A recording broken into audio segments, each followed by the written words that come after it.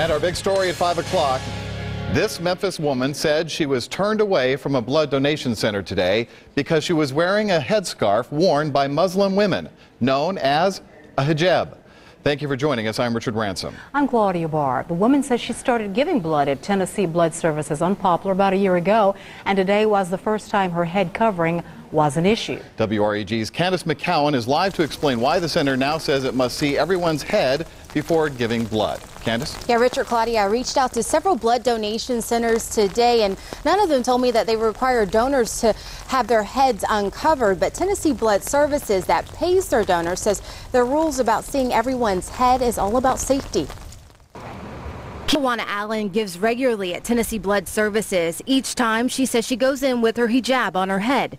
She says this morning her hijab became an issue. She told me I had to remove my scarf, and I told her, I said, well, I can't. And I said, why today do I have to remove my scarf? And I said, due to religious purposes, I'm not to be uncovered. Tawana says at that point she walked out and called a supervisor at Tennessee Blood Services, who told her he could take her in a private room, but the veil covering her head must be removed. Due to my religion, being a Muslim woman, I'm not to uncover in front of especially a man, only unless I am married and it's my husband.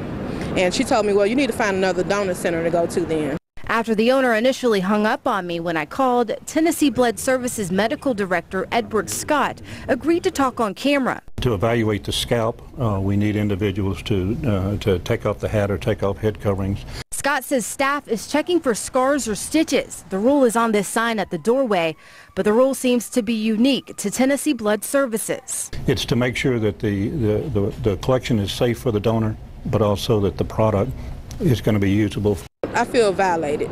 I actually feel violated, like my rights have been violated as a Muslim woman. Well, Tennessee Blood Services says that Tawana was turned away today because her hemoglobin or her iron was too low, not because of her hijab.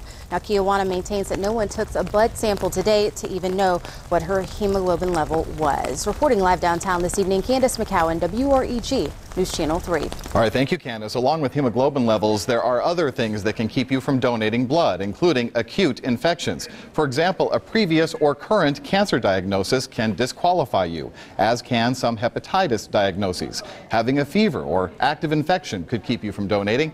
A tuberculosis diagnosis is also on that list.